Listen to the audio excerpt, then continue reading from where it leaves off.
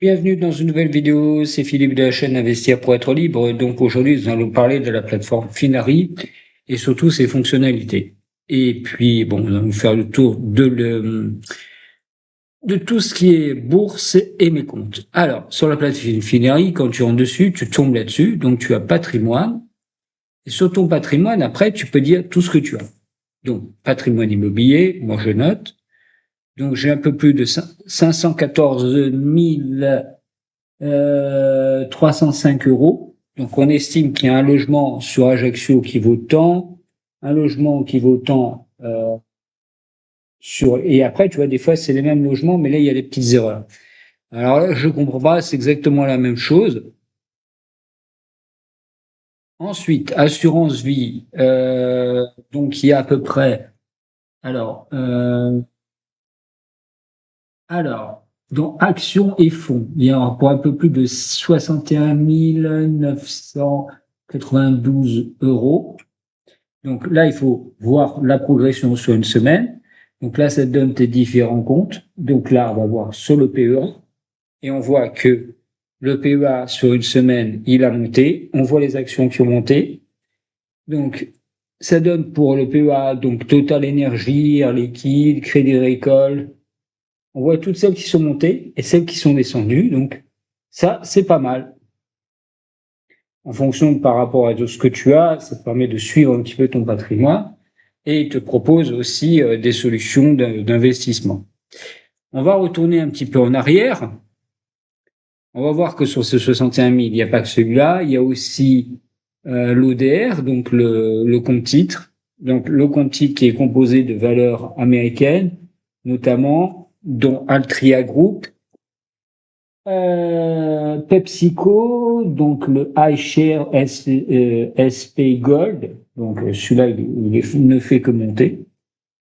Après, j'ai du Duke Energy, du Franklin Roosevelt, ça c'est de l'infinance, du Walmart, du Nvidia, bien sûr, du Paychex, et puis après, il y a des choses quand il ne comprend pas avec les marques. Le Quantum, ça c'est une valeur dans euh, comment on appelle ça, dans les valeurs, l'informatique quantique. Donc ça baisse, ça monte tout le temps. Après, il y a du Amundi, euh, donc Andreas Électricité, ça c'est l'électricité aux États-Unis. Du Kingston, ça c'est plutôt Gold. Alors c'est une action canadienne qui a augmenté depuis le début de l'année. Ça, on va aller dessus.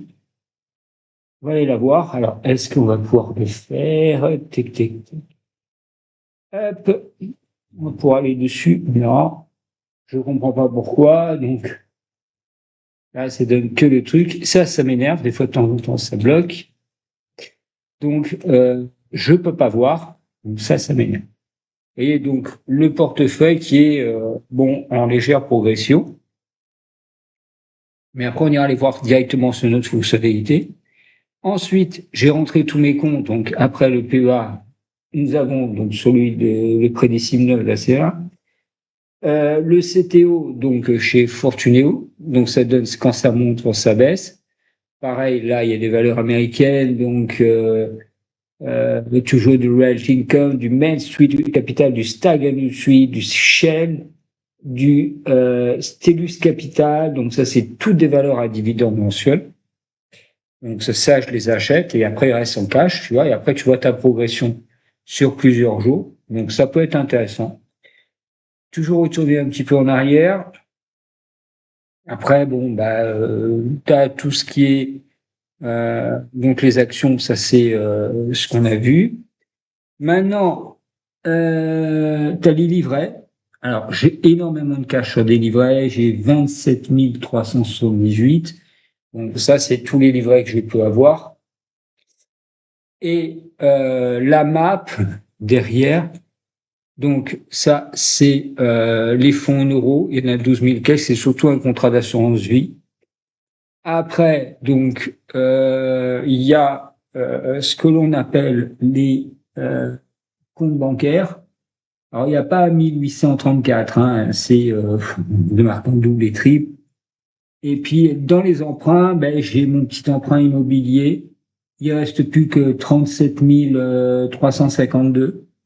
Donc, un peu plus. Moi, c'est un peu moins. Maintenant, il y a plus que 36 000 et quelques. Ça, on le verra après.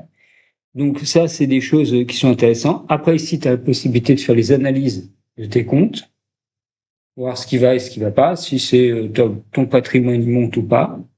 Ici, tu as ton budget. Tu peux créer un budget et voir à peu près ce que tu peux faire avec. Et là, c'est tout. Moi, je m'en sers surtout pour ça, quoi. Et puis après, ça te propose tout un tas de choses sur Finari, voilà, qui peuvent être intéressantes.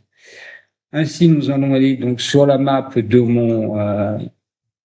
mon patrimoine. En fait, il y a en liquide. Donc, pour l'instant, je suis à plus de 102 193,82. Bon, on va aller voir surtout les valeurs, donc l'ODR, comme je te disais ici. Donc, aujourd'hui, qui est valorisé un peu plus de 5 251,17, il reste 3,39 39. Bon, il est en positif, mais j'y crois pas trop. 6,75, donc... et je te parlais justement de cette valeur américaine, donc Paychecks et pas Quantum, donc qui baisse, c'est la valeur gold. Ici, donc tu as Dupont de Nemours et tu as celle-là qui est une valeur canadienne. Alors, je suis allé chercher pas très loin, je suis allé sur le site bien sûr, pas Zone Bourse, mais l'autre, investing.com, et j'ai vu que il existait cette valeur, et tu vois, depuis le début de l'année, elle a plus 99%. Alors pourquoi je l'ai? Parce qu'elle distribue les dividendes trimestriels et elle suit le cours de l'or. C'est-à-dire qu'ils vont extraire de l'or au Canada. Donc, fort intéressant d'avoir ce genre de valeur au sein de ton portefeuille. L'avantage, c'est que tu t'exposes directement à l'or en deux fois, soit par un ETF, soit par une action, et ce qui te permet d'être beaucoup plus simple. Sur le PEA, PME, on est toujours à peu près à la même chose, donc toujours autour des 1789,72, il reste 8,47 €. Nous sommes en positif de 1,88% depuis le début de l'année. Bon, un petit peu moins, il y a toujours les mêmes valeurs, donc du Coface, on a du ABC Arbitrage, du Katana Group, de CR6, c'est une valeur informatique, et Equance que j'ai rentré il n'y a pas longtemps, donc toujours beaucoup de négatifs, mais c'est un jeune portefeuille qui va se chercher. Je cherche toujours des valeurs à investir sur ce genre de produits d'épargne. Voilà. Après, donc le PEA classique, donc on voit quand même qu'aujourd'hui il est valorisé à plus de 43 312,74 et il a été mis 33 320 €. Donc on a presque 10 000 € de plus-value. Et ce qui m'inquiète, c'est qu'on me dit depuis le début de l'année que je suis à plus 0,28. En réalité, je suis à plus de 12,12%. Bon, ça, c'est une petite erreur de la part de Boursorama, mais ça, on va pas trop l'en vouloir. Si, voilà comment est composé ce portefeuille. Donc, pour l'instant, au mois d'août, on sait que c'est très calme. Il n'y a pas de gros achats. Moi, ce que j'ai fait au mois d'août, je vais te le montrer, hein, c'est les mouvements classiques.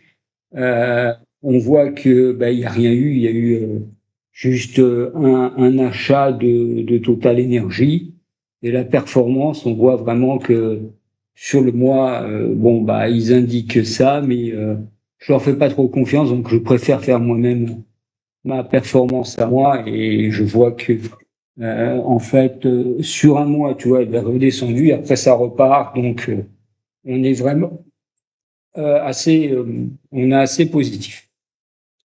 Maintenant, on va terminer par la fin. Donc, les indices européens, donc on va voir un petit peu ce que ça a fait. Le DAX, Il est à 24 166,86 euros. Il est un petit peu en perte sur le dernier jour, donc de 0,012%. Sur les 5 jours, il a fait plus 1,24. Donc ça, c'est plutôt intéressant quand tu vois ça. Le FTSE, donc pareil, il est à 95,73. Sur les 5 jours, il est monté de 0,30%. Le CAC 40 national, donc en France, il n'y a pas assez de valeur technologique, ça on le dit, beaucoup le disent par rapport au Dow Jones, donc il est à 7 743 euros, point. Donc il a augmenté de 2,02%, c'est surtout les valeurs européennes, enfin liées à qui remontent, qui ont beaucoup perdu. Et l'Eurostock 50 qui lui a 5347 points, 74. Aux États-Unis, on sait qu'il y a eu d'excellents résultats. Donc le Dow Jones, il est à 44 175,61. Il a augmenté de 0,47. Merci Nvidia, merci Microsoft, merci Amazon de faire monter le Dow Jones, parce que sinon le reste, ça se casserait la gueule. Mais il faut se méfier à la rentrée. Voir ce qui va se passer. Le S&P 500, donc sur le dernier jour, il est en hausse d'un peu plus de 1,77%. Il est à 6383, 1,65. Bon, et le Nasdaq, bien sûr, est en hausse lui aussi, 21 450 points. Bon, ce qui valait sur les 22 000. Bon, merci aux valeurs technologiques. Et le plus important pour moi, le VIX, qui lui est en baisse, il est à 15,15. Alors, important, et moi ce que je suis une chose, c'est surtout les devises. Donc ça c'est important, les devises ici. Et les devises, on voit que l'euro-dollar, il est un petit peu en baisse. Il est à 1,1651 $. Mais on voit que sur 5 jours, l'euro est monté. Vers les 1,20 $, je pense qu'on y arrive bientôt. L'euro GB, l'euro il baisse par rapport à la valeur, à la valeur britannique. L'euro Japan, donc là pareil par rapport au yen japonais, on est en hausse. Donc là on est vraiment en hausse. Les tarifs douaniers américains, c'est pas extraordinaire, hein. Et sur le fond des crypto-monnaies, pour ceux qui aiment ça, donc le Bitcoin est à 100 000 $. Donc sur les dernières journées, il est en hausse, et sur 5 jours, il est un petit peu en hausse. Voilà, comme il monte, il descend, c'est très volatile.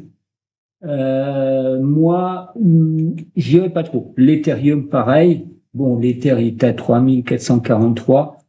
99. L'avantage de l'Ether par rapport au Bitcoin, c'est que tu peux en miner autant que tu veux.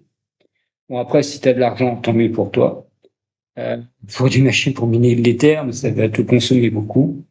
Et ainsi, bon, il est pas très intéressant d'acheter pour l'instant, tant que ce n'est pas régulé en Europe, à cause de la réglementation MiCA, ce n'est pas la peine d'aller sur les exchanges de crypto, pour moi.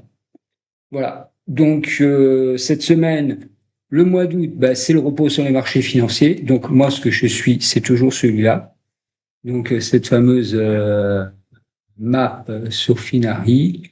Et on voit tout ce que peut te proposer Finari.